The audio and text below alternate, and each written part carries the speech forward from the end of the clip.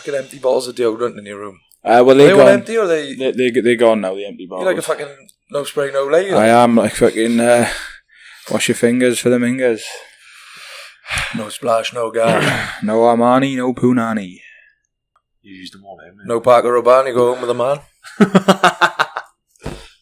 No Paco Rabanne, you go home with a man. I like No that. spray, no lay. No spray, no lay. No spray, no lay. Right, we're back in the room. Welcome back to Sunday Coffee Club. We are recording on a Sunday. Hey. It's not the morning though, is it, boys? It's not the morning, hence the glasses are staying on because, we did promise the viewers on the last episode we were going to get back on the coffees. Haven't happened. Well, I'm on the coffees.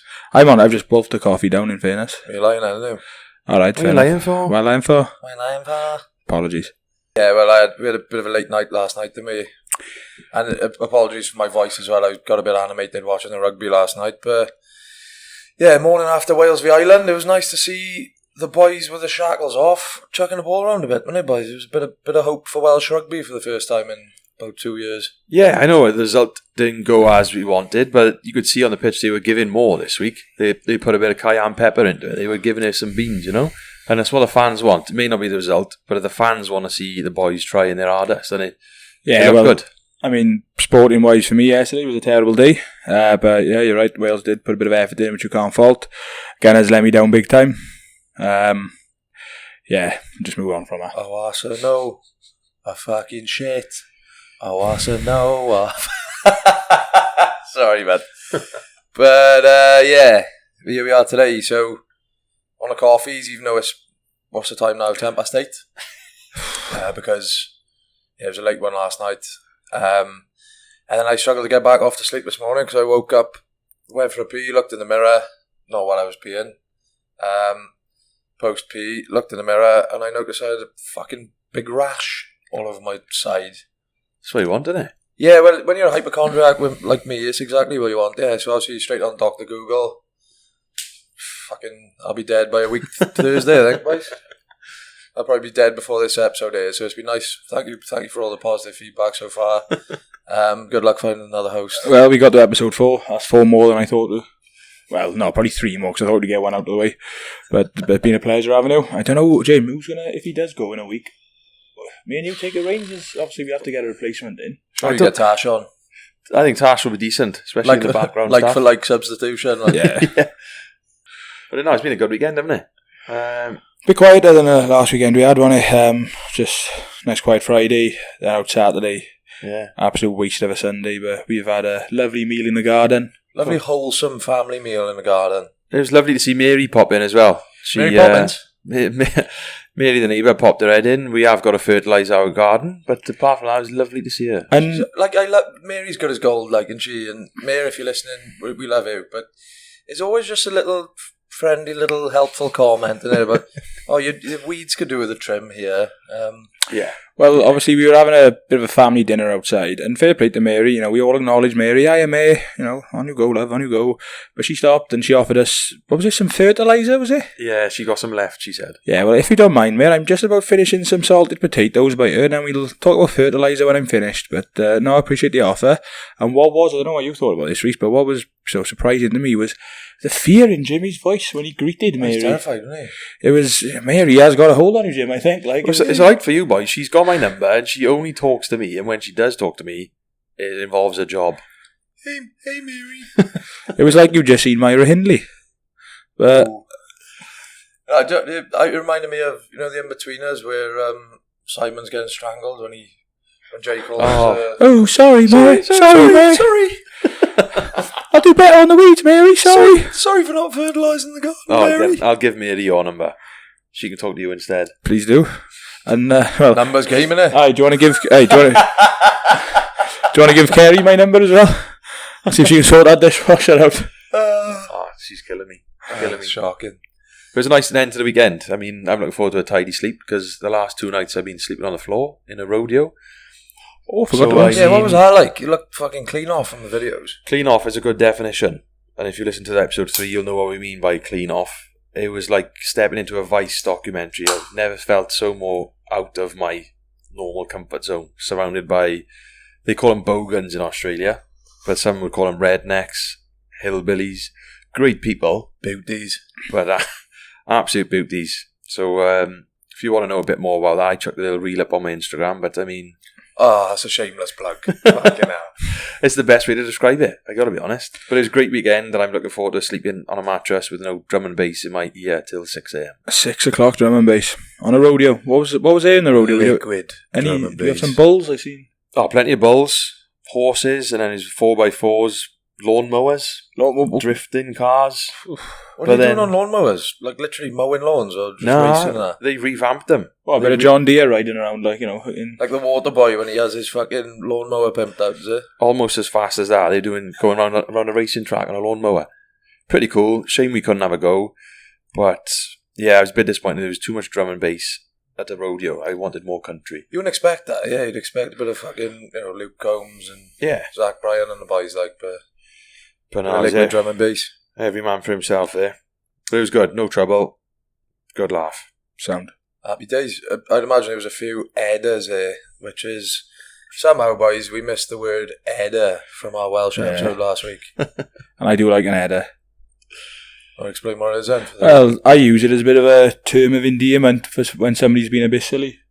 So it's like, when say you buy, I don't know, something cheap for the boys, pack of chewing gums, and it comes to $2, and they're like, "Oh, I'll send you the money now," and you're like, "Oh, I don't want you header." Shut up, you fucking shut up, header. I don't want a pound off you, but I'm not 12 anymore. Different when we used to go to Cardiff and you'd have to take a boys £1 for the train ticket, and you needed that £1 back because I was going to be a little. I don't know what you can get for £1 anymore, but I don't know what you can get for £1 back then. Freddo for £1 now. What, Joe? They were 20 pence when I was about 10, so I reckon they got a bit to about 80 pence now. Not a fucking Lotski that you buy in for £1 these days. Nah. It does not go far. I don't even think you can fucking buy a trolley in Tesco, can you, for £1 anymore? That's probably gone up to £2, have it? Rent the trolley. They wouldn't let you buy it, would they? No, to be fair, they probably take it back. Like, probably does cost more than £1. Do you take your trolleys back to the trolley park, or do you just fucking chuck them? I make a conscious effort, depending on how easy they've made it for me. Like, if they've put a trolley bay close to where I've parked, then I'm happy to, if I got to walk, fucking start doing lengths to Tesco car park, fuck them. You fucking header. Anyway, let's get into it, shall we? Today's episode is about fitness. It's going to be loosely fitness. Well, it's I don't know how loosely it's going to be based around fitness, to be honest. We'll probably waffle about all sorts of shit. But health and leisure. Obviously, I'm a PT. You haven't said. I don't like to talk about it. At Rhys is fit. Give me a follow. There she is. If Jimmy's doing it and the floodgates are open. But yeah, I think, there's plenty of other fitness podcasts out there with far better fitness information than us three beauties can give. So it's not going to be too sciencey. I think we're just going to talk about our experiences more than anything, aren't we?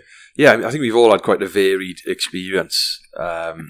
We've all had different fluctuations in weight, some maybe more than others, but we've all been consistent over the years, I think, from a pretty young age to now. We've got to, we're all out here in ours, and I think we've all got ourselves to a decent shape. I mean, maybe like you said, coming from where we were, I'll take it. Yeah, I mean, I don't know where we want to start. I mean, do you want to start in a Saus? Like back when, where did the gymming start, or what kicked your bum into going to the gym and getting into shape, do you reckon? Right, well, you'll have to give me a hand with this one, because I might run off onto a little bit of a tangent, because, it's not a long story. Like No, but it's the way to start then, yeah. So, obviously, a few listeners will know, especially a lot of the boys, obviously growing up with me through school back home. I was a big old goose back in the day. Just as a kid, just didn't really have a filter on what I was eating. Always ate more than what I needed to, but didn't really know no different. And yeah, just growing up sort of after I finished sixth form, so I would have been about 16 to 18, it just spiralled out of control then, because when you're 16, you're sort of taking a bit more control for what you're eating yourself. I was buying my own food, whatever, and it was just out of hand. It was good old Dr. Pepper by there. Bought a little can on today, just a bit nostalgic really, because can't blame Dr. Pepper, because it was me putting it into the system. But Dr. Pepper, he fucking put the pounds on me. He's a gateway to that. I tell you what, I used to drink him like he was water. Very much agua going on back in the day. It was Dr. Pepper coming out of the tap from the sink, like it was just fucking plug in a 20-litre drum underneath, like, and just brushing your teeth with it. Oh yeah, well. How big did we get then? What were we saying then? So I started looking to cut back when I was 19, and I've always apologised. I think I might have exaggerated this over the years. I thought it was closer to like the 140 just over mark, but I had a quick... What, kilos? Yeah, but I had a quick look at what it was, and it was more... It would have been between the 135, 140 mark, maybe 140 close to me at my worst, but when I started, it was closer to... Like when I started losing the weight, it was closer to 135. And that started when I was 19. Basically, I can remember one of the factors in kickstarting it was I was working away in Swansea, which is about an hour from where I was normally working, and the branch I was covering it had a McDonald's maybe 20 metres across the road. And, the devil was on my shoulder that week because I did have 5 McDonald's on a bounce. What, every day? Monday to Friday. Lunchtime every day? Like one meal a day, is it? Yeah, obviously I would take food to work with me. But it wasn't quite as appetising as what Macca's was offering. Or Mackey's, sorry, Macca's is Australian. And it wouldn't, I was a bit, like I said, I overindulged, so it would be, your 5 chicken, your large, 5 chicken selects. But they weren't enough, so you'd order 9 nuggets as well to go with that. And then, a quick interjection, why don't McDonald's Australia do chicken selects? Because they're losers. They just don't know what they're doing. But we had this with Nando's as well, man, so you don't do chicken thighs. That's baffling, isn't it? It's, struggle with the chicken dishes, don't they? Yeah, the chicken dishes are not as good as what they are back home, but... Are you a fan of a palmio? Nah, I don't like a palmy. I think a palmy's shite. Really? I think it's alright, but it's a bit overrated. Yeah, especially in a social setting when you want to talk, it's hard because you're chewing. I don't know if I like that tomato stuff that they got going on. Well, that little... the sauce, like the salsa. I'd rather just the chicken and the cheese. It's a bit of chicken and cheese, is it? That's more my boat with a bit of mayonnaise. The problem is the quality of palmy from establishment to establishment it varies too much. Yeah. If it was a standard palmy that's giving you a 6 out of 10 meal for $20, you're like, right, sound, I'll have a palmy. But you'll have a palmy that's up here, and you'll have a palmy that's down here, and the palmies that are down here piss me off the palmies in general.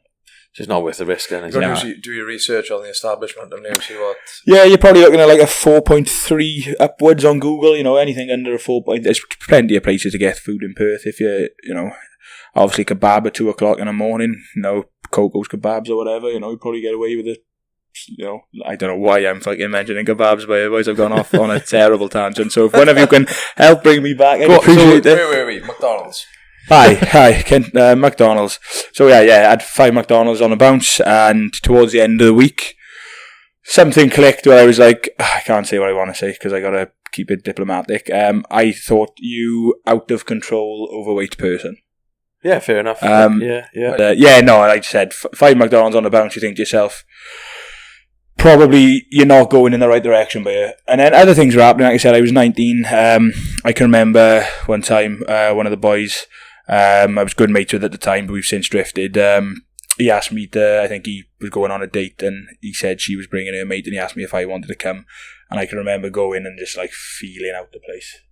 What, because of his size? Yeah, just sort of thinking, like when you're a kid and you're big, you don't really notice. You don't look in the mirror and think, you're big, but you don't realise the effects it's going to have, or you don't realise, because you do just, you're innocent's the wrong word, but you're just sort of blissfully unaware. And then towards that like 18, 19 stage when, you are an adult and working full time. And it was just, I feel as if I got, obviously got to give myself a bit of credit, but I feel as if I was quite lucky the time I caught it, because at 19, I was able to catch it before he got irreversible.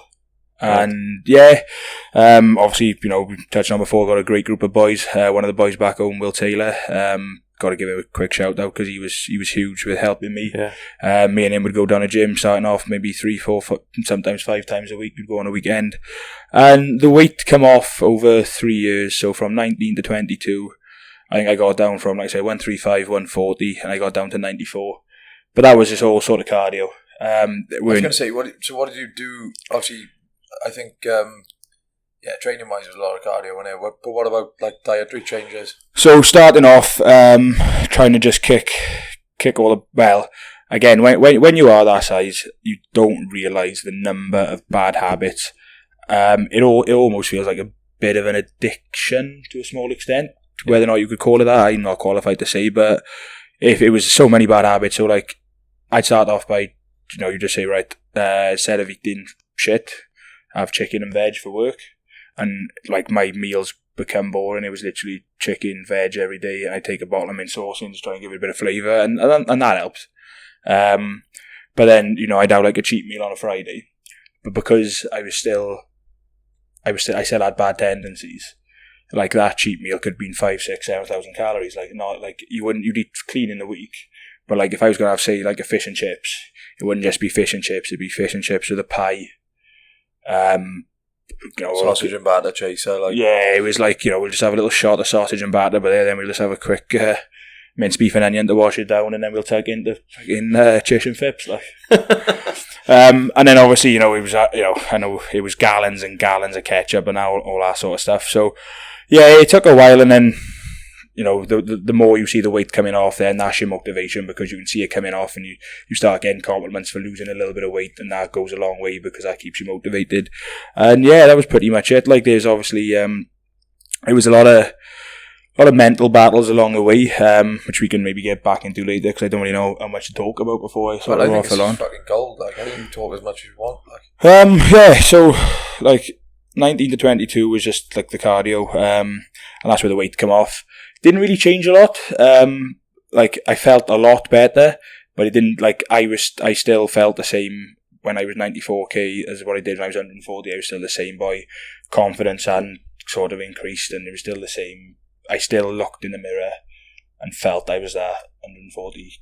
That's interesting. You shouldn't beat yourself up like that. It's a shame you did that, because you'd put in such hard graft. You'd think you'd start being more confident. But it takes time. I think it's that whole, like, I'll be happy when thing, though, or if, yeah.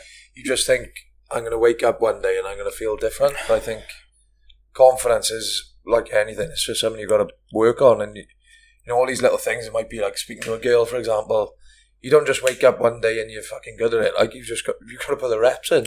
It's my biggest sympathy for anybody who was a size similar to me, maybe heavier, maybe in and around there.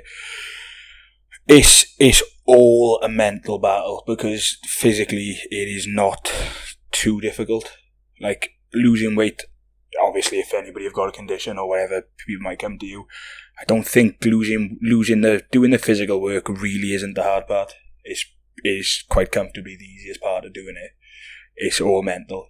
It's motivating yourself when you have your month, 2 month periods of stagnation when you don't lose any weight, and then you've got to you think to yourself, I can't be arsed, and it's just nuts, boys, because you're losing weight, but you've still got bad tendencies, cravings. You'll have I had terrible habits, I was doing so well losing weight, but then I'd maybe get up in the middle of the night and wolf shitloads of chocolate, and then I'd feel so bad for doing that then the next day, and you're constantly in your own head. So it's a lot more than the physical work, but I think that's the danger of.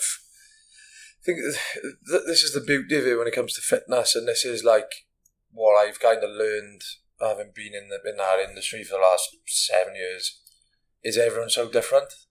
And some people cope really well with the all or nothing mentality, so you cut out all the bad stuff. I've just completely lost my train of thought. And it'll come back now. No, that's all right. I was going to say, without getting too deep, it is a bit of an inspiration, Mince, Saus, because for the listeners, 140k is pretty large, and to get to where you are now, you've done a great shift there. It's like I'll be honest, I know it's a good thing that I've done, and but it took a while to do it, for myself, because in the beginning you're doing it, you're doing it to change maybe your social life, and you're doing it to change. It's only since the last 6 months over here where I went through something back last year and I turned to fitness. So I was hovering about 100k's, 102k's, say about June time last year. When I obviously talked to Rhys about it a lot, but I went through something middle of last year. First time I went through it, tough couple of months, and I sort of turned to improvements in the gym, more walking. That was my way of getting through that, and it did do the job. On about the all or nothing mentality is the most. the most vicious thing with it is, although I know I've come down from that weight and I've obviously done well with it, don't feel like that in my head. It's like I don't give myself credit for doing it. It's like, right, well, I'm here now. I need to try and just keep going. I haven't got a weight goal in mind. Like, I'm quite happy hovering around 90, 92 kilos at the minute, no problem. But you want to look better. You want to always put a bit more muscle on. You want to look a little bit leaner. Whenever I have a weekend on a piss like I did last weekend, like I have the moments of like, I look at myself in the mirror, and although I looked fine on Friday, come Monday I think I look shit. And it's a bit of a give and take with that, because I know that's a bit of a negative place to be, but then that motivates me to stay on track. So it's like a bit of a gives a one hand takes with the other, because you don't get to enjoy so much what you've done because you're always chasing better, which is crap. And it doesn't. And what that does is it doesn't let me fully appreciate where I am, what I'm doing, how good life is, because it's a bit sort of dangerous, because if I relax too much, I panic that I'll balloon back up, and then obviously then you go back to not feeling brilliant.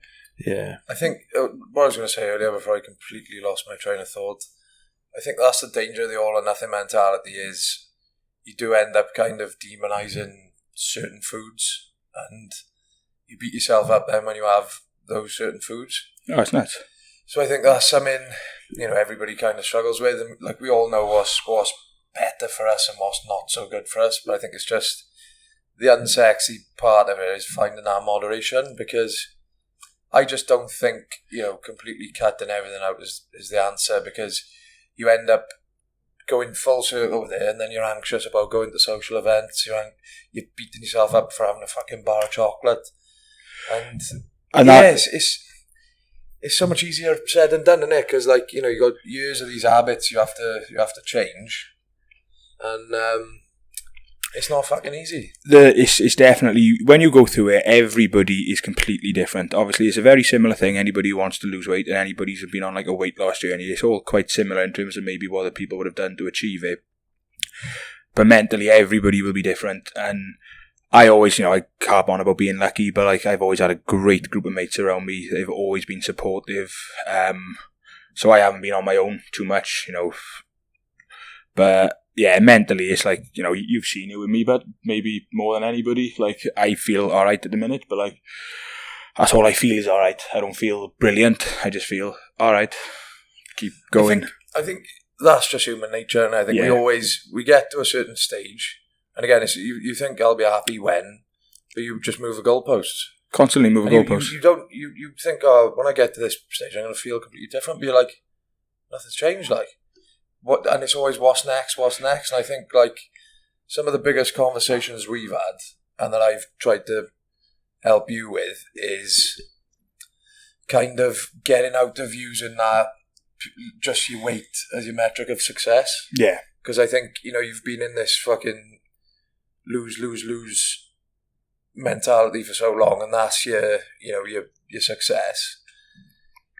It's hard to give yourself credit when you get to the place you got to, because you look like a different bloke. Like. Yeah, well, you must see it different. Obviously, like with your clients, I'm not sure how many of them would have had what each individual story would be for you, but you must see it whereby like the hard part is you're listening to what's the advice that's being given to you, and it makes sense, but it's not in one ear out the other. It's like I know what I'm being told is going to help and benefit me, but the voice in the head is always stronger than what you're listening to, and it's like in my head it's like, well, no, I can't take my foot off the gas. I need to put it down further and keep going. And this is what I've tried to say to you, and it is like, I think it's probably that bit of fear of bouncing back to where you were previously. Yeah, well, I tell you the worst thing. So I got down to 94 kilos when I was roughly 22, and then I think that was just about. So I was at my best just before the start of COVID.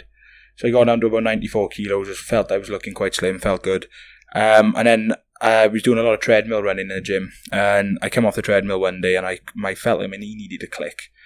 And it turned out like I had a bit of a cartilage problem, and that was like the end of my running. And that coincided with COVID when they shut the gyms. Then a few months later I got with my ex-missus, and obviously it was a lot of you weren't going far. It was a lot of takeaways. You get in a relationship, you get comfortable, as people say. That was gonna be a question for later as well. I was gonna ask, but like, yeah, it was a lot of takeaways, no exercise. I couldn't, I was quite happy doing like my 5Ks. Got down to a pretty decent time with them, but like, once my knee went, that went to shit. And I went from 94 kilos back up to 117 in lockdown, and that was far more crushing than ever being that initial weight, because like I worked my bollocks off for 3 years and then sort of like sleepwalked into putting 23 Ks on, which is a lot. Oh, yeah. Putting 23 Ks on of bad size, I suppose any size it wouldn't be good, but like, it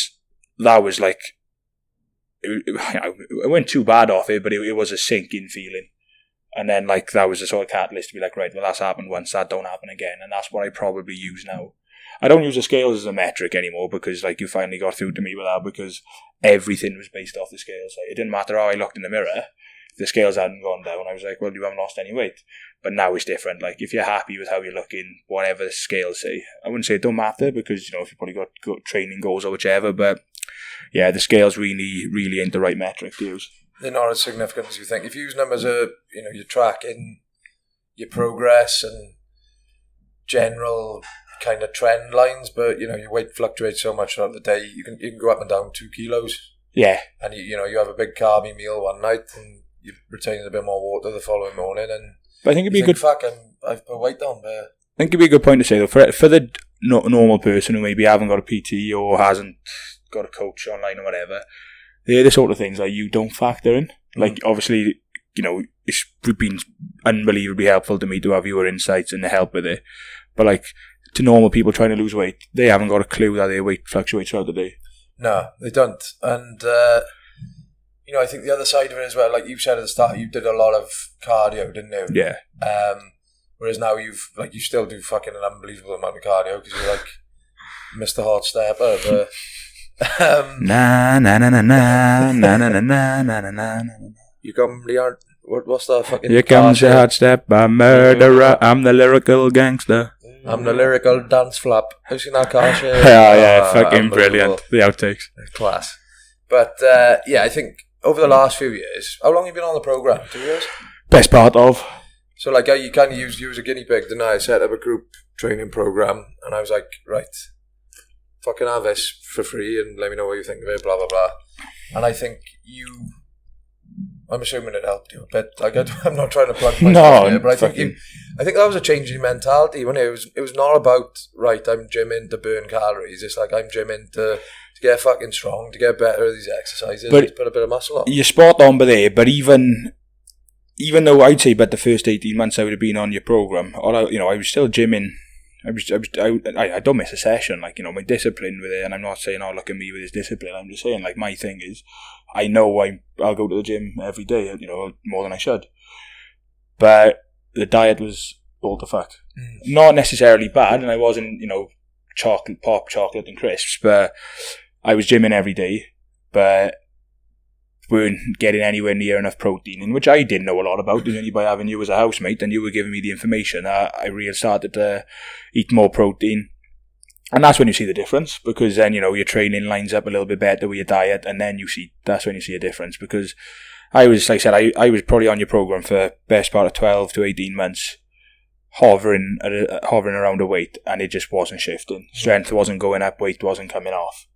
And I think that's when I might have just had a chat with you and said, look, but what can I do? And then, even though you're telling me, because in my head it's counterintuitive, because I'm thinking, well, he's telling me to eat more, and I'm like, I don't want to eat more. Like, I want to eat as little as possible. But then, lo and behold, you do it for a short period. I think it's like anything, innit? When you give something a go, the initial boost you see I don't want to say results, but like, that's Dr. Pepper, no good for you. But yeah, like that initial boost you see when you're hitting your protein targets, and then you feel like you're getting a bit stronger in the gym. That's motivation in itself. Like, so yeah, that is the hardest part of the diet. I think it's 70% diet, 30% gym. I go more like 80. Do you reckon? Yeah, even more. It is, because you see people. You see people that don't gym too much, but they've got their diet sussed. And they do come hand in hand. And I'd say, cardio-wise, again, so many people are in this mindset of trained to burn calories. I just think walking is the best habit you can pick up. Again, it takes a bit more motivation back home because the weather's probably shit. Yeah. And it's a fucking joy to go for a walk here. That's the difference. But you never feel worse after going for a walk. And if you've got the right raincoat and the right daps on, you fucking sound like. So I think if you are on a fat loss journey, start with walking. Yeah, 100%. Make that a daily habit. You can shoot for a daily step target. It doesn't have to be 10,000. If you've got a tracker or a smartphone, if you have a look how many steps you do on average, add 2,000, and that's your target to start off. Hit that, and then you can up it. But I just think, so many people are in the wrong mentality, and it's more about, fucking hamster on a wheel, burn as many calories as I can, and it's just not. It's not the way to do it because you end up burning out, and you don't burn a significant enough amount to make an impact without consciously amending your diet and stuff as well. Gets to a point as well when you're doing walking back home for me. I used to hate it. Used to absolutely hate it, and I'm not trying to plug moving to Australia, but I went from hating walking to absolutely loving it over here. So I think you can, even if people are trying to lose a bit of weight and they don't enjoy the initial, like you said, they don't want to walk 10,000 steps, or then they're not enjoying it, because if you don't enjoy it, you won't carry on doing it. But you stick with it to a point where you start seeing the results, and that's when you start enjoying it. Like once you can see the weight dropping off, then you realise, no, I fucking gymming. Cause I used to fucking hate the gym. I used to be like, I'd rather go home and play PlayStation. Sound of the minute, right? Apologies if the sound's going to shit on this episode, everyone, because we're having some serious technical difficulties here, and I've also got severe hiccups now. So I can't wait. Everything's going well. I don't know where we got to prior to the technical difficulties, but to be, I did ramble on for a little bit, but we can always come back to anything or any other questions. But I don't want to take up all the screen time on this one. Yeah, I think before we move on to Jimmy and myself, and I think again, I suppose I am a professional in the industry, so I think what are you laughing at, Ben? No, I think my advice to you, Saus, or your work on would be, what's next? Because like I said, you've always used weight loss as your metric. It's like, how are you going to get to, you said you're happy with where you're at the moment. I think the next work on is, what's the new goal, I suppose, and yeah, what do we do about maintenance and. Well, I think through the chats we have, I don't which I don't want to go too far down the rabbit hole because it's not as much related to sort of fitness as other things. But I think the big thing that links to fitness is, what are people doing it for? So obviously I've got some really bad metrics that, I need to work on, which is not related to diet or gym. I've got things in my head that, I think give too much thought to that I shouldn't, and plays a part in why I do things. And everybody would be like that. Everybody will have gone through something that's affected them, and then maybe they're using that as their motivation.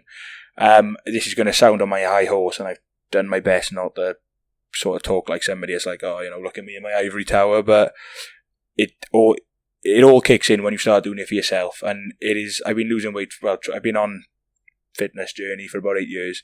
And it is only within the last 6 months that I can say I started doing it for myself. And that's when you see the difference. Amen, brother. And that doesn't come easy for a lot of people, because everybody says do it for yourself. But if you're not overly, if you don't feel like you've got much self-confidence, everybody can tell you to do it for yourself. But if you don't know what that means, or if you don't find something to do it, what's your main reason for doing it for yourself, it just goes out the window. But if anybody is, trying to lose a little bit of weight, don't take too much notice of other people. If you're starting, you're already foot through the front door, and try and do it for yourself, because once you do, it becomes a lot easier and you start enjoying it as well. Happy days, Beth. Right there. Mm. Jimmy, talk us through your journey, bruv. Hopefully not as long as Saus did, but flipping heck, I can't follow that, Mr. Motivational, but yeah. I suppose my one started when I was about 12, 13, having it started with the fun side of things. So my old man built in our shed, we call it the little gym. And my good friend Corey Stevens and Jack Bunyan used to come over after school, and we used to go in the gym, play some brilliant music. Music back then in the gym was good. I'm talking Akon, Die Getter, bit of Kid Cudi, Eminem, Forever, like Mr. Hudson, One and Done. But there was some gold music there on the CDs, you know. Any N-dubs or probably a bit of N-dubs. N-dubs. Was that Dappy? Aye, but N-dubs. Aye, but N-dubs had one with Mr. Hudson as well. Did he? I only thought Mr. Hudson did that one. No, he had Supernova with Kanye. He had Forever Young with Jay-Z and Playing with Fire, N-dubs. Did he? I'm such a good liar. Just admit it. Oh, yeah. Those were the days, weren't they? No, they were great days. I mean, coming home after school, the boys would come round, we'd go in the gym, we'd have a laugh. We'd be lifting, be lucky to reach 30k. Not much, like. Bicep curls for days. Purely bicep curls. I mean, Corey's older brother would make a little program for us, and we just piss about, have a laugh. And I think that's where it started. And then leading into the college rugby system, that's when I sort of started to heart the gym for the rugby side of things, which was still a good crack. You're still with the boys, but then it brings in that serious element, which led then into university, where I was in the Cardiff Met focus group, whatever, where we had the gym like 6 a.m, and that absolutely ruined my body. Lower backs in bits, hip flexors in bits, can't really squat. Do you reckon, was that just bad coaching, or was that... No, I think they're very knowledgeable coaches, great coaches down there. They wanted the best for you, but they also wanted you to lift the heaviest you could possibly lift. So straight in the mixer with the third year boys, you're lifting heavy from the off. And it worked. I did put on size, but then it's put me off squatting for life. You're going to ask, what was the enjoyment like? Obviously you'd enjoyed the sport aspect of it, but training wise, was it training? Was like, you know, if you had to get up that early and train, was it a bit like, whoa? The hardest part was getting up, but when you're there and the music's going off and you're with all the boys, you're having a laugh. That was good, but yeah, getting there was the hard part. The best part was probably leaving with the boys and going for breakfast on campus. Yeah, but you did gain a lot. You did see the benefits on the field. You felt stronger on the field. But I know a lot of professionals that have gone into the professional environment after Cardiff Met have said it did hurt them because it was 3 years of hard graft in the gym. And then following that, then sort of put on a bit of weight myself, actually, through various injuries, being injured over Christmas. Probably the worst time of year to be injured. Yeah, 100%. Did get up to 120 kegs. Not quite as large as 135, 140 like yourself. So you can feel it, can't you? You can feel that weight when you're carrying it around. And it was a big old difference. So I was quite often in Fat Club with the front row boys. So it's good experience. And then I think now... To anyone who doesn't play rugby, explain Fat Club, because that sounds fucking brutal on the surface. It's pretty harsh, but I was so used to it. It just is what it is. If your body fat is a certain percentage, you are in Fat Club. I remember when I was playing for Newport, I think I was second or third fattest in the club. That fun again, following a knee injury, no excuse, but got pretty fluffy. And I remember there was one training session. I got blasted. I was in a Fat Club, and then I went home. Christmas was coming, so I made a little protein shake in the blender, and I made the mistake of putting a mince pie in the blender, and then I put that on my story, and then I forgot that Dr. Chris was on my Instagram. The S&C coach who put me in Fat Club was on Instagram. And good listener to the pod, Tom Piper, reminded me of this one. I know Piper, good boy. Oh, great boy. Following session, I got pulled aside, and all I was made to do for that entire session was walk around the full pitch, holding a 12k medicine ball above my head, straight armed, to try and, as a punishment for having a mince pie and a protein shake. Turn your mic that way a bit. Oh, and it is I. There we go. You're doing a sauce. Doing a sauce, yeah. That's fucking absolutely brutal, though. It was savage. I think my shoulders are still aching. But I mean, the boys enjoyed it, because every time Christmas comes around or I have a mince pie, they're all messaging me, all the Newport boys, and bringing it back up. Scarred me for life. Still love mince pies. See, we laugh about that, but fucking hell, like... That's a very brutal thing to go through. Like, good job being mentally resilient, because I would fucking break a lot of people, wouldn't it? Yeah, you've got to laugh these things off. And when you get added into Fat Club or when you get fat shamed, in that environment, you've got to laugh it off. Otherwise, you'll get in your head and you'll want to stop. Well, on the subject of that, I never, played sport to the level you did. But 100% when... we didn't have a fat club, but you can fucking guarantee I'd have been in it if we did. But yeah, I remember playing rugby like 16, and similar thing where fucking hell, you're doing your group exercises, you're doing your sprints, and it is crap when you feel like you're the heaviest there. But obviously, would have been completely different because you would have always had that coach in there to give you the right instructions on how to, improve yourself, and getting blasted like that, yeah, probably was extreme. But then, it's motivation to not put a fucking mince pie in a protein shake again, I imagine. Is it? Yeah, not quite the balanced diet I thought I was doing. But it can go either way, can't it? I like to think it did work for me. I went down from 120k. Good effort. But I got to be honest, I won't be walking around the field with 12k medicine ball above my head again. But I appreciate the docs, appreciate the hard work you put into me. But that's sort of my journey. And now, these days, I just do it again, keep it ticking over. But I find I sleep better. I sleep a lot better if I go to the gym in the days. And it is, again, a bit of a motivational thing. In Australia, you've got your top off almost every weekend, so you kind of got to put a bit of effort in.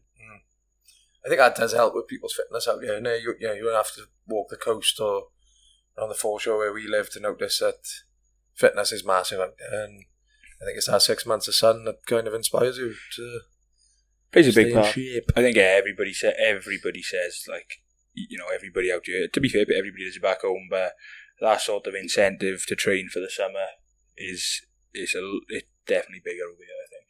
Yeah, I mean, back home, you're going on holidays in the summer, you're going to Mallorca, you're going to Ibiza, you're getting in shape for it. But then a lot of people stop after it. It's up and down, peaks and troughs. It's good if you can be consistent with it throughout the year, innit? Well, here's one for you, because, obviously, I know it's easy for me and for all the three of us to say, when you're out in Oz, yeah, you got the sun to motivate you, you got the weather. But I'm just conscious of the fact that, and it's all well and good at saying that because we've obviously moved here, but for the people back home who were in the position you just said, where it's not maybe too difficult for them to start, but you have a good 2 months after, say, you have a good January, everybody has a good January, and then you tail off into February. What would you think is the main? It's one of them. What I'm saying is it's all and good me saying, oh yeah, I'm out in Oz, I got the sun to keep me going. How can people back home carry on past January, and when they have that drop off comes that he's just mentioned about? Again, I think it all circles back to what you're doing it for. If the classic peaks and troughs are New Year, New Me, because you eat yourself to oblivion over Christmas. So it's you're just sick of it by the time January comes round. So it's right, let's do something. Everyone does dry Jan, don't they? So you save a load of calories because you're not eating the crap foods you have over Christmas. You're not drinking. But everybody burns out because they do too much. And then you go a couple of months and you book your summer holiday and it's shit, I get to the gym. That's your motivation. You go on your holiday, you have your photos with your top off, and then it's right, back to the shit weather. Let's fucking park it up, and it's just peaks and troughs. So I think you've just got to find the right reasons to do it, and I think this is why, not everyone's going to enjoy it, but I think you've got to have aspects in your training that you do enjoy, and if you are struggling on your own, that's why you need a PT, in my opinion. Yeah. So, yeah, it is. At Rhys Fit on Instagram. No, I'm only joking, I think, or am I? I just think, I don't know, it's a funny one, because if you're doing it because you you feel like you're obliged to do it, or you've been pushed into it by someone else, you're always going to struggle to stick to that. So it comes back to what you said, but I think you hit the nail on the head. No, fair enough. Yeah, it's just because I can remember, back home, it's not a coincidence that I found an extra drive since moving over here. But obviously, anybody listening back home, it's not as simple as move to Oz and then you'll find an extra gear. Some people have got brilliant setups back home, great lives back home, but when the weather's a little bit crap, and when you maybe you want to go for a run but it's pissing down, they're the sort of battles I don't get over here, which makes it easier. But no, totally, I think maybe it is more difficult. I think it's definitely more difficult back home. Oh yeah, it's tougher, but I think the the process is the same. Like, Yeah, that's fair. That's fair. I'd recommend spicing it up though. You don't always have to just go to the gym in the winter when it's raining. Go to the leisure centre or go to indoor paddleball. That's a paddleball? Paddleball is picking up lately. Get into your different sports. Keep occupied. Paddleball. Keep occupied in different ways, can't you? And that keeps it ticking over then, leading up to the big summer shred when Ibiza's coming. Yeah, but I think you're right there, though, but I think people undervalue... We just stop playing, don't we? Yeah. Play sport. A lot of people play sport till early 20s and then they just stop, like. So, fucking play pickleball, paddleball, wankball, whatever they're all fucking called. You know, chuck a ball around with your mates, because I'm not a fan of running. I fucking hate road running. I don't mind... It's fucking horrible all the time, but I don't mind the rugby drills we do on the field, the fucking short, sharp sprints. But yeah, you just got to experiment, have fun with it, and just keep playing games, because, yeah, I think it can go a bit stale, can't it? Fucking right, they can. Yeah. Even for me, like, it's my passion. I fucking hate this sometimes, because you spend your entire life in the gym. The last thing you want to do is train yourself sometimes, but I can imagine that's quite hard for you, because you're in there all day. You probably just want to go home at some point, but then you've got to think about yourself. yeah, it's hard, but yeah, it's surprisingly hard, because you've got no excuse not to train, really, have you? But for me, yeah, if I've been there for 8 hours, last thing I want to do is fucking train myself sometimes, and that's why I have enjoyed following other people's programs for the last couple of years. Didn't know you did that. Yeah, I'm on my own now. I'm kind of I'm on the same one that you and Saus are on. I think you fucking touched the gym, but I am, but the work gym has let me down. I keep forgetting to talk to you about this. My work gym is shocking. Although it's free, there's not much going on, but we'll take that off. Amen, brother. I know the feeling. no, but yeah, I think that's the bonus of just a bit of outside input. And I signed up the programs that, you know, there's first one I did was knees over toes guy. Have you seen him? No. Yeah. Pretty wild bloke, like, he's an unreal athlete. Yeah. Does a load of like unorthodox shit. A lot of knee over toe exercises, as the name may suggest. So I thought, I had a bit of a bad knee, but I thought, you know, I could probably learn off him. So I did his program for the best part of a year. Learned to get how to put my knee over my toe. And yeah, I employed, I thought he was good, but, you know, people big him up to be some sort of fucking wizard online, and it's alright, like, it's pretty good in his aspects that I've taken and I now use with my clients, but it's not magic. I think that's what most people do these days, though. Like, they pick a bit of what he said, bit of what they've said, what she said. That's probably the way it should be as well, because, like, you know, you're going to get the most out of it if you're picking the points most relevant to you from different people with different perspectives. Just keep an eye on your bars, but me bars are low. I think you've turned old Michael the wrong way around. Right. Put your fucking donkey back on as well. Oh. Yeah, no, I forgot what we were saying. So. Sorry, Beth. How did you get into it, Rhys? Do you want to give us a whistle-stop tour of your journey? Always liked sport. Didn't know what the fuck I wanted to do. So my mother kind of coaxed me into going for sports science in uni. So that was the start of it. Come out to uni, again, didn't really know what I wanted to do. Thought I might do S&C. So that's one of the reasons I went to New Zealand, actually. So good friend of mine back home, big shout out, Chris Thomas. His stepdad, mum and stepdad, the people I stayed with in New Zealand. So Chris was my contact. I met his stepdad, and Grant is one of the best blokes you'll ever meet. He's honestly the most generous man I've ever met, I think. And come and stay with us in New Zealand. I'll get you in with a Otago rugby strength and conditioning coach, because Grant was the team manager. So I went to a couple of sessions and kind of, I was a bit surplus to requirements, and I wasn't very confident back in the day, so I didn't really push myself. I went to a few sessions and ended up doing other stuff. But obviously, I'd always taken a big interest in fitness with my rugby background and love for sport. Loved researching all the latest fitness trends and stuff, so applied that to myself.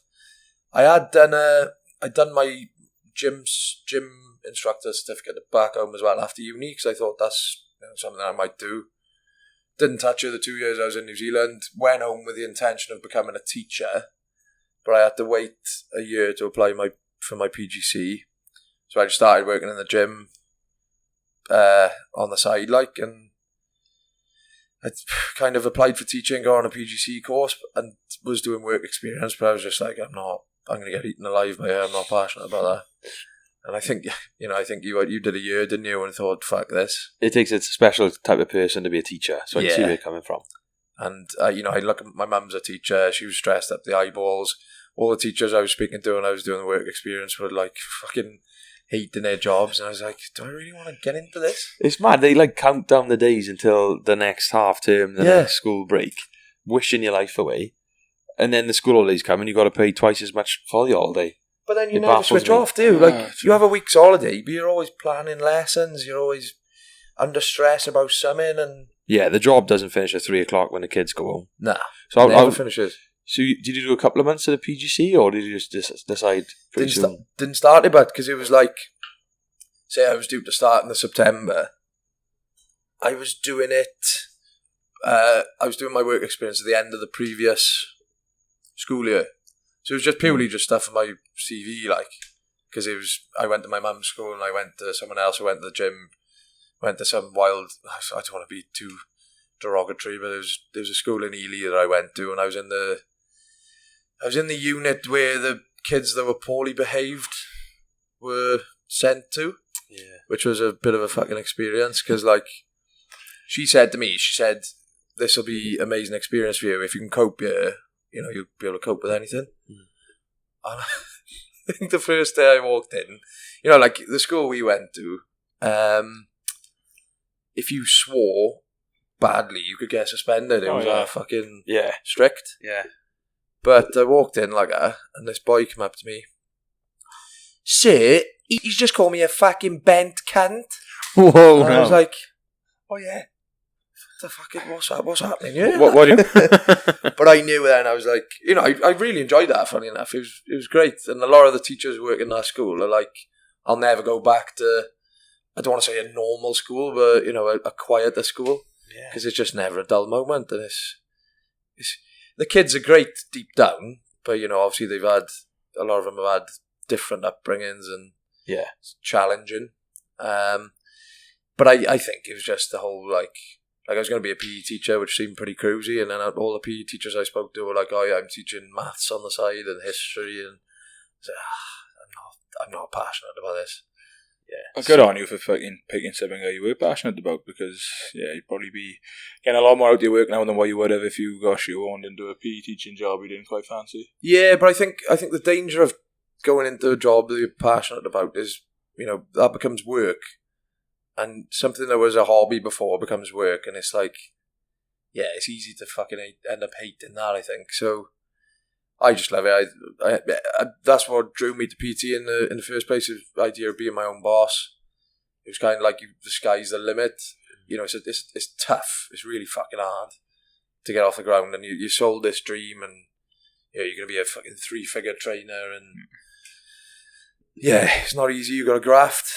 You have got to go out of that underlying passion, and then you got to fucking learn about all sorts, marketing, sales, all the social media shit that goes on these days. And if you don't love it, I think you're going to struggle. But that's kind of how I fell into it, and just haven't looked back since. And I'm fortunate enough that it's taken me a year, and I think my career's gone up a level since I come here because it had to. Otherwise, I wouldn't be sat here right now. Or I'd be working down the mines, fucking... Don't want to do that. doing something else. But, here we are. Been a PT for 6 years now, I think. And what's any difference in... I don't see why there would be, but I don't know what clients are like in Oz compared to back home for you, but is the job satisfaction being the same as what you had back home to over here? Is that very similar, or...? Yeah, I think if anything, it's been better out there. So I was going to but I haven't, obviously we were talking earlier, but obviously the impact you've had on me is one I can't thank you enough for. But I'm just, I'm not training with you in the gym. That's just, having you a support in and around the house and then on the program. So I can imagine, the job satisfaction side of it when you see changes in people would be pretty. It's good, yeah. And I think you're kind of a life. That's the thing with being a PT. You're kind of a fucking life coach, an unqualified life coach, because people come and talk to you in a session about all sorts of shit, and you're like, when you first start, it's like, why are you telling me this? What? I can't help you. Yeah. You kind of. That's why I think like it's more about being a people person. You can be the best coach in the world. If you can't fucking speak to people, you're fucked. Yeah, you've got to get on a level with them, personal level. It's therapy for a lot of people as well, and they need someone to talk to, and it's good that you can be that person. And it's for me as well, because didn't think of it that way. Yeah, you meet all these people from different walks of life, and you got to be you got to maintain a professional boundaries, and sometimes the lines can come a little bit blurred. Obviously I do my best to maintain a professional level. But you talk about all sorts of shit, and you kind of learn where the lines are with each client. There's certain people you can talk to stuff about, and certain others you can't. But some of them have helped me fucking tenfold. Fucking relationship troubles, to anything really. Like fucking visa struggles, and you meet all these amazing people. You're having a positive impact on their lives, and it's a fucking joy. Yeah, it's good to hear. It's good to hear as well that a fitness journey isn't normal. Everyone's fitness journey is different, and it's not just lifting your weights and going home. It's having these conversations, it's building these relationships, learning different things in it, not just your standard running on a treadmill. Well, there's like that collective understanding I think everybody's got where like I think, and people might, maybe I've had it quite easy, but I believe it's the best thing you'll do for yourself. Just keeping on top of it. Not, I'm not saying anybody's got to do anything drastic, and no one's got to go through mental journeys. But if you're just keeping an eye on it, and you're making some small improvements, you just feel 10 times better, more mentally than physically.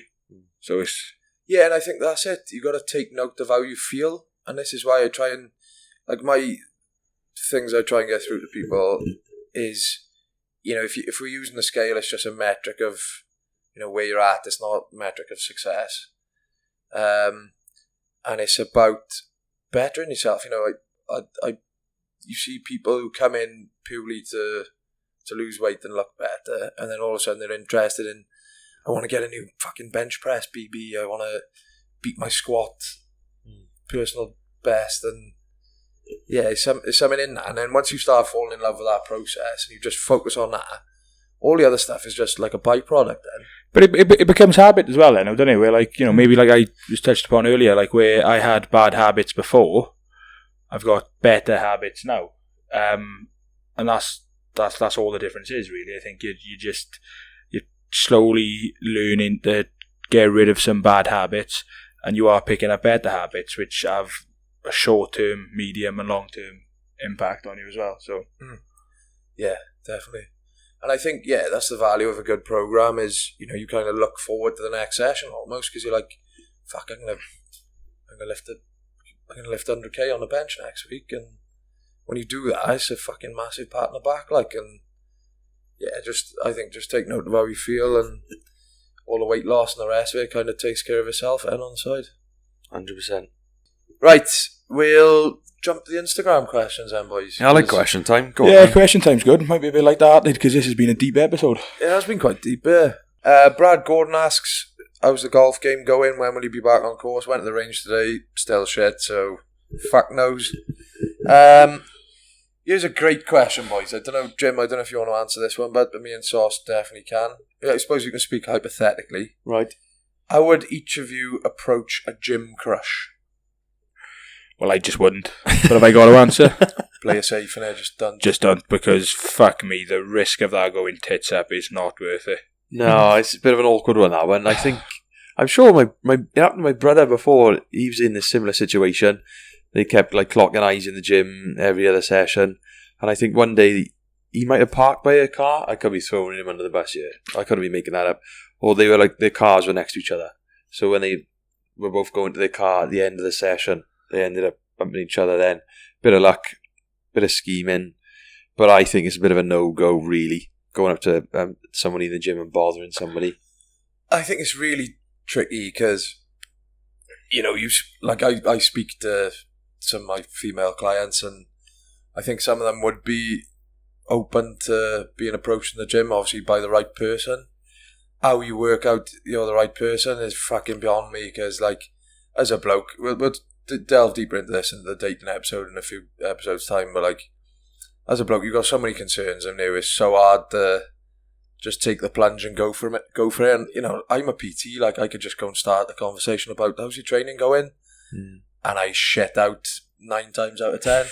So, more to the point, like, obviously, when you're in the gym, if you're there for the right intention, which is, to better yourself, I would just hate to be that bloke that went to approach a girl and, I don't think for a second I would approach a girl in a way to make them feel uncomfortable, but unwanted attention in the gym, I think, it's just easier to maybe steer clear of that one. It's really tricky, because, like, I people watch a lot, right, and I see the blokes who go way too far over the line, and, there's certain ones I see, and you only see them speaking to people of a certain gender, shall we say, right? And it must be hard for the girls, because, like, I know I've spoken to so many who've felt really uncomfortable because there's blokes who don't read the signals, and they approach them when they don't want to be approached, and some people just struggle with that kind of reading the body language, I suppose, and a lot of people mean no harm by it, but I think, unfortunately, it's got the stage where it's better to play it safe and not bother, and it's a shame, really, because I think, if you are looking for a potential partner and you're into your fitness, I think the gym is probably a good place to meet a good partner. Yeah, 100%. And I mean, if there's any of the listeners who have met someone or have taken the plunge and spoken to someone in the gym, give us a shout out. Yeah, let us know. Yeah, and if you fancy me or Saus, just fucking let us know, like, slide into our DMs. Yeah, don't panic, just overlook the fact I shit myself when I was 16. And some of the other stories from previous episodes you don't have to listen to. I gotta be honest, I've fucking accepted I've shot myself in the foot doing this podcast. I'm gonna fucking die alone. I think we all have, but I'll marry you, don't we? To be fair, get your PR first, but then we can talk, is it? Yeah, one of us. Yeah. Whoever gets in first, the other one's just... What's the score in civil partnerships for PR? Don't know, we'll look into it. I promise to keep my figure for you. We'll be doing more hip thrusts ongoing from here on out. Cheese and rice, I think I'd rather try and fucking pull my pelvis out of 150 than fucking... You should have known. What's your views on PEDs and peptides? PEDs, PEDs, performance enhancing drugs, and peptides. Who's asked that? BRT Oliver.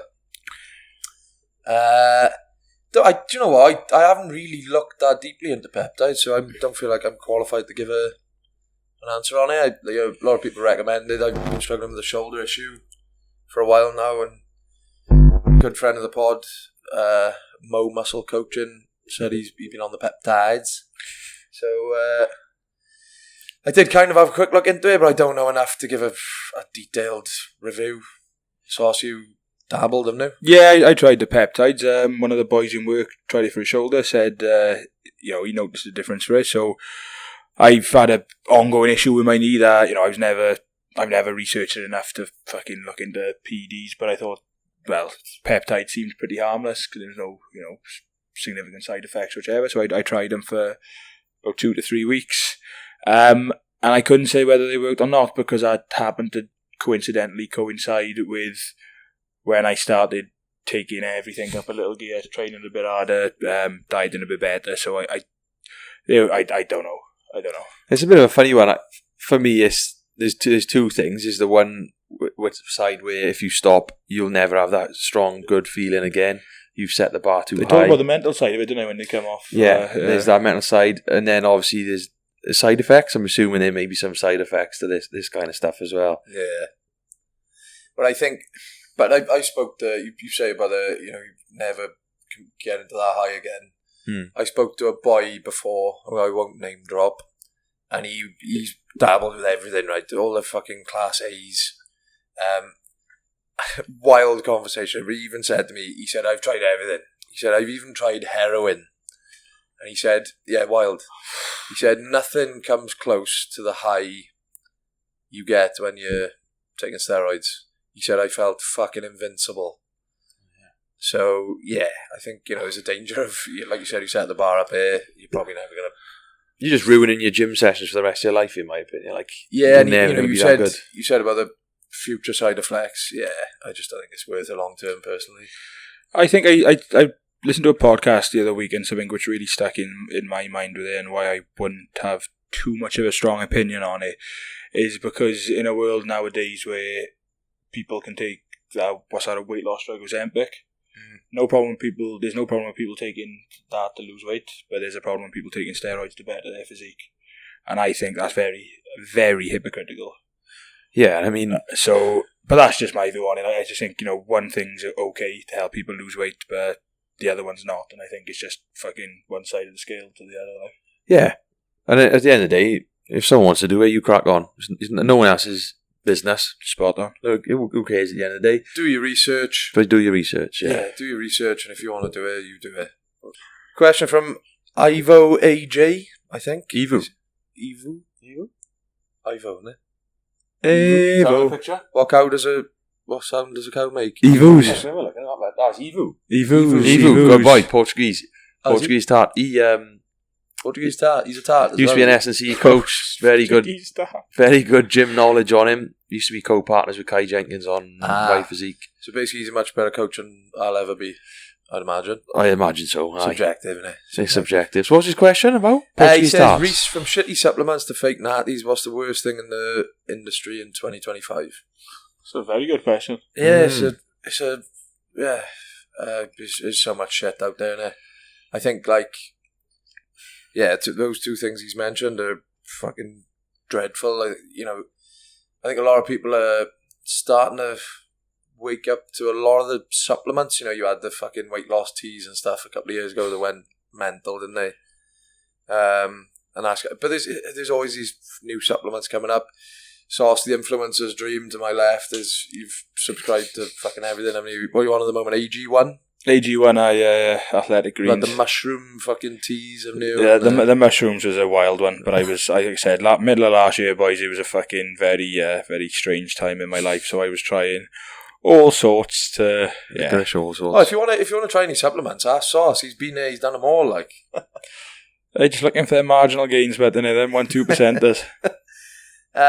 Is there any at the minute then? Any fads at the minute coming to mind? Put me on the spot now. I see these wild adverts all the time. Have you seen the Better Man?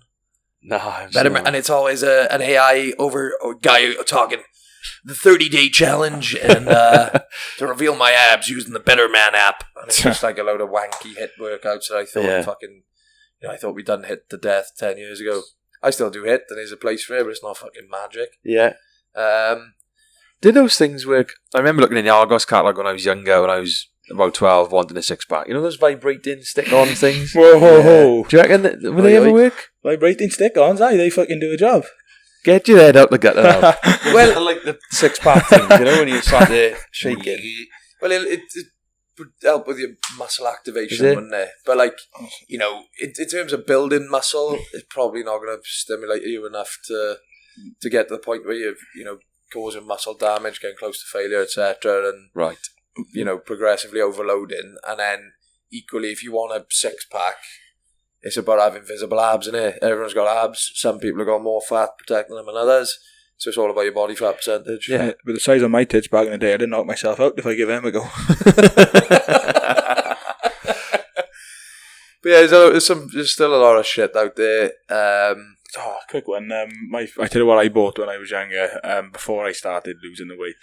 What was that? There was like that DVD set, and you had fucking Mr. Motivator in his fucking studio. It was like not Insanity. Insanity. I bought Insanity. It was funny as fuck. I only got brought up in a little 2-bedroom house, carpet floor. So I moved all the furniture to the side of the room, trying to do Insanity on a carpet floor, fucking sliding everywhere. I'm sure my mother did that one. Insanity. Or Zumba she done. Yeah, I remember that. Loads of people did Insanity, didn't they? Yeah. Clues in the name. Fucking don't bother, like. I don't know, I should have read these questions earlier. I might have something in my head then, but there's just a fucking load of monkeys with symbols doing that at the moment. So, Evu, if I think of anything in the future, I will let you know, mate. But yeah, still full of shit, unfortunately. We've got a couple of good questions on here, but we probably end up going on too long. So, take a couple. Hugh Richards has asked, what's worse, Broncos or Diamonds? And he's also put, you're all funny cunts. Keep up the good work. Cheers, you boy.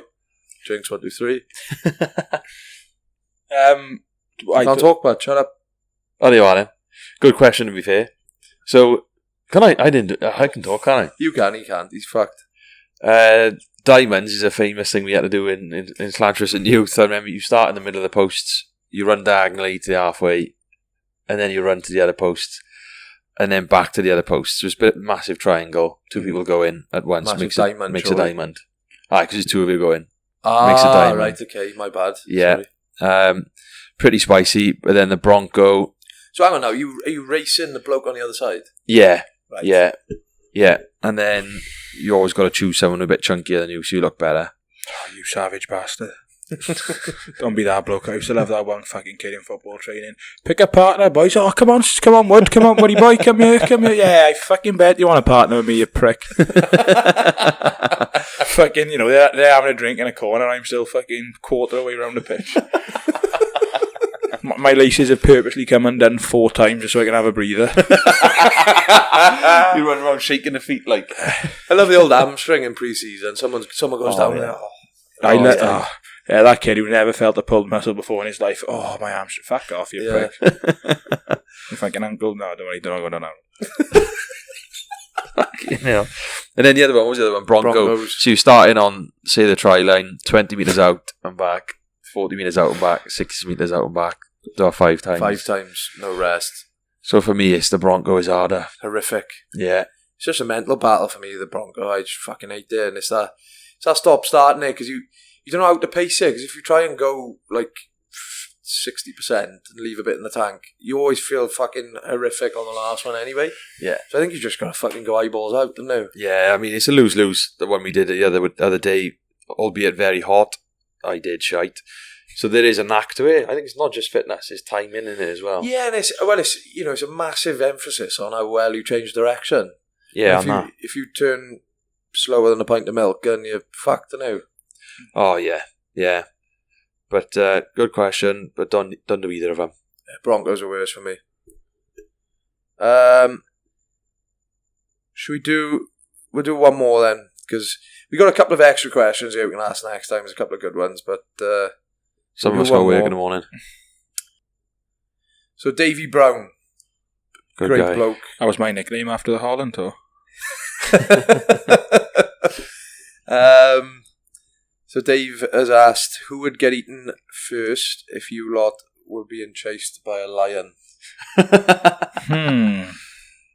I'd fucking gas a pair of you boys. I'd back myself to gas a pair. You wouldn't, but you'd get injured. Behave. Pull a groin, I'd still beat you though. You fancying yourself there, Saus? Because I'm not fancying yourself. I think I got to be honest, but I got to be honest, boys. Yeah, but if anyone's going to fall over, it'll be Saus. But boys, I have got a fucking sadistic streak in me. Like if I know I got one of you got to fall before me before the lion fucking tucks himself into you, you're fucked. Like, well, you reckon you were tripping us up? I don't like one of you's having a fucking steel. Well, no, I can't imagine me having steel toe caps on. If you're going to get eaten first. I'm just going to kick one of you in the bollocks, ain't I? I'm just going to kick one of you square. Don't catch me, but I don't need to, because as soon as I see the fucking lion, I've seen it before you, I'm gone. Well, you're giving us the old flick of the wrist. It's like that fucking, is it that scene in the other guys where he's on with the tuna and the lion? Yeah. Nah, to be fair, Bucky's favourite, probably go Rhys and then Jim, to be honest, but I mean, I don't know why you like over 100 metres, I just can't fucking hope. He's got a nice relaxed running style, Jimmy have. Is he? Yeah, he's like a gazelle once he gets going. I mean, I'm probably odds on to get fucking shagged by the lion, but then and then eaten. Eat me first, and then eat me first, and then fucking have your way with me afterwards, like.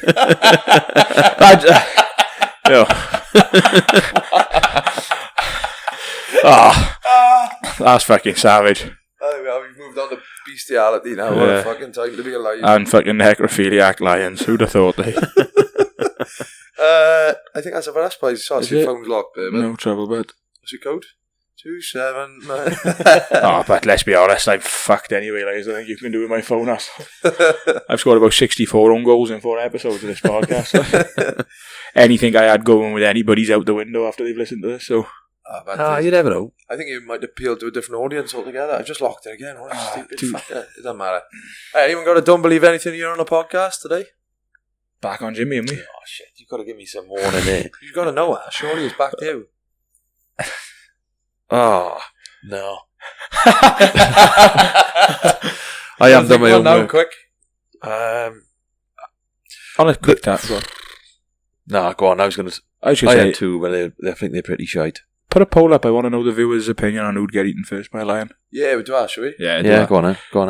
Yeah, put a few more polls up. You can do a three-way, can't you? Can you? Oh, yeah. It's okay when it's in a three-way? Oh, well, Easy. I don't know why he's insinuating. I have I'll cut that out, don't I? I'll leave it in there. It's funny, but it's not having people think I'm fucking Hugh Hefner. Far from it. Don't you say fuck all, because I know you were lining one up as well. I suppose fact of the day you can think about the total weight of all the ants in the world totals the same weight as all the people in the world. Do you reckon that's true or not? I'm going to say false, but I can... I heard that before. Maybe from you. I reckon that's true. Do you know why I think that's bollocks? Is because, like, you know how many people there are in the world, so you can average it out. Say there's 8 billion people and give everybody... no, because I was big back in the day. Let's go 90 kilos on average, like fucking... What about fucking babies? Oh, I don't think a baby's too much. Yeah, but they're not 90 kilos, eh? Alright, okay, we'll average it down to... What do you want, 70, 65? Talk to me, bro. Talk to me. You know. I don't know. Right, we're say not working this out. Say 70. Say 70. Yes or no? Right, there we go. So 8 billion people, 70 kilos. Right, You know that to be... You right. know that to be factual. Who's got a fucking clue how many ants there are? Who's weighed them? It's the same thing about there being more stars in the sky than there is grains of sand. I've always disagreed with that one, but someone's been there, counted them all, haven't they?